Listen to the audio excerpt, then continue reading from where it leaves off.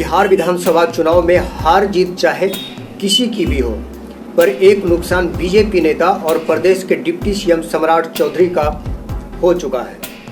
सम्राट को जब बिहार बीजेपी का अध्यक्ष बनाया गया तो एक बारगी ऐसा लगा था कि बीजेपी को जदयू नेता और प्रदेश के मुख्यमंत्री नीतीश कुमार का विकल्प मिल गया, पर चौधरी का पानी पिछले साल लोकसभा चुनावों के बाद ही उतर गया। उन्हें बीजेपी के प्रदेश अध्यक्ष पद से त्यागपत्र देना पड़ा। रही सही कसर पूरी कर दी जनसुराज पार्टी के फाउंडर प्रशांत किशोर ने चौधरी पर ऐसे ऐसे आरोप लगाए जो अभी तक आरजेडी और कांग्रेस जैसी बीजेपी की धुर विरोधी पार्टियों ने भी नहीं लगाई थी। फर्जी एज सर्टिफिकेट विवाद, फर्जी डिग्री विवाद और शिल्पी गौतम हत्याकांड से चौधरी को जोड़कर प्रशांत किशोर ने उन्हें कहीं का नहीं छोड़ा। इस बात से इनकार नहीं किया जा सकता है कि सम्राट चौधरी की ओर से किशोर पर लगाए आरोपों का यथोचित जवाब न दिए जाने से बिहार की जनता के बीच उनकी इमेज डेंट हुई है। जाहिर है बिहार विधानसभा चुनाव सम्राट चौधरी के लिए मुश्किल साबित होने वाले हैं। अगर कुशवाहा वोटर्स का बीजेपी में इस बार भी ट्रांसफर नहीं हो पाता है तो वो पार्टी के ऊपर बोझ बनकर रह जाएंगे। तो आइए देखते हैं कि किस तरह एक शख्स जिसे बिहार बीजेपी का नीतीश कुमार कहा जाने लगा था, आज वो बिहार बीजेपी का कमजोर कड़ी बन चुका है। सम्राट चौधरी के गिरावट का दौर उस समय ही शुरू हो गया था जब लोकसभा चुनाव में बीजेपी को उम्मीद के मुताबिक सीटें नहीं मिल सकी। तब सम्राट चौधरी बिहार बीजेपी के अध्यक्ष भी हुआ करते थे। वर्ष 2014 और 2019 में 22 और 17 सीटें जीतने वाली भाजपा 2024 में 12 सीटों पर सिमट गई। सम्राट चौधरी पर भाजपा ने तब भरोसा किया था जब बिहार में लव कुश कुर्मी कोयरी वोटों के एकमात्र दावेदार नीतीश कुमार थे और वे महागठबंधन इंडिया ब्लॉक के साथ चले गए थे। भाजपा को उम्मीद थी कि ओबीसी में खासी आबादी वाले कुशवाहा वोटों को अपने पाले में लाने के लिए सम्राट चौधरी मुफीद साबित होंगे, शायद इसलिए कि वे कोयरी समाज से ही आते हैं, पर इसका कोई लाभ भाजपा को नहीं मिला। उल्टे कुशवाहा वोटरों ने भाजपा या एनडीए के बजाय इंडिया ब्लॉक के उम्मीदवारों के प्रति ज्यादा विश्वास जताया। कोयरी वोटरों पर सम्राट चौधरी की कमजोर पकड़ उजागर हो गई। लोकसभा चुनावों के दौरान शाहाबाद इलाके की 5 संसदीय सीटें एनडीए हार गया।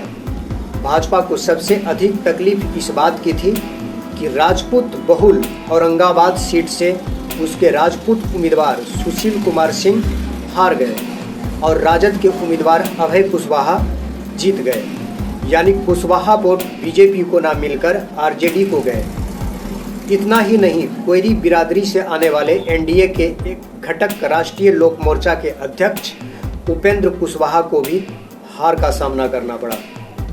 सम्राट चौधरी भले ही बिहार भाजपा के उप मुख्यमंत्री और प्रभावशाली ओबीसी नेता माने जाते हो, लेकिन वे पार्टी के पारंपरिक मध्य वर्गीय कोर वोटर के खांचे में फिट नहीं बैठते हैं। सम्राट चौधरी की राजनीतिक यात्रा आरजेडी जदयू से होती हुई भाजपा तक आई। यह लंबी दरदल यात्रा भाजपा के अस्थिर विचारनिष्ठ नेताओं की परंपरा से मेल नहीं खाती है। शहरी पढ़ा लिखा भाजपा मतदाता ऐसे नेताओं को पसंद करता है जिनकी निष्ठा और वैचारिक प्रतिबद्धता स्पष्ट हो। इसके अलावा उनकी शैक्षणिक योग्यता और संपत्ति को लेकर उठे सवालों ने उस वर्ग में वो सहजता पैदा की है जो पारदर्शिता और योग्यता को महत्व देता है। प्रशांत किशोर ने बिहार की राजनीति में जिस बारीकी से सम्राट चौधरी को वोट बैंक के ठेकेदार के रूप में पेश किया, उससे चौधरी की इमेज काफी डेंट हुई है। सम्राट चौधरी पहले से ही जाति आधारित नेता के रूप में देखे जाते रहे हैं। भाजपा ने उन्हें कुशवाहा समुदाय को साधने के लिए आगे किया था, लेकिन प्रशांत ने अपनी जनसभाओं और मीडिया से बातचीत में यह स्थापित किया कि सम्राट चौधरी भाजपा में इसलिए हैं क्योंकि वे नीतीश कुमार की तरह कुशवाहा कार्ड खेलना चाहते हैं, न कि जनता के मुद्दों पर राजनीति करना। इस बयानबाजी ने सम्राट को जाति पर टिके हुए अवसरवादी की छवि में सीमित कर दिया। इसके अलावा प्रशांत किशोर की राजनीतिक भाषा अपेक्षाकृत नीति केंद्रित और डेटा आधारित है। जबकि सम्राट चौधरी की शैली ज़्यादा आक्रामक, बयानबाजी और जातीय संकेतों से भरी होती है। जब दोनों नेताओं की छवियों की तुलना मीडिया और जनता के बीच होने लगी तो सम्राट चौधरी एक पुराने ढर्रे के नेता के रूप में दिखने लगे। इन सब विवादों ने मिलकर सम्राट चौधरी की छवि को नुकसान पहुंचाया है। भाजपा ने उन्हें ओबीसी चेहरा बनाकर राजनीतिक संतुलन साधने की कोशिश की, परंतु लगातार उठते विवादों ने उन्हें एक भरोसेमंद प्रशासक से ज़्यादा विवादित नेता के रूप में स्थापित कर दिया। आने वाले विधानसभा चुनावों में यही छवि उनसे अधिक बीजेपी के लिए चुनौती खड़ी कर देगी।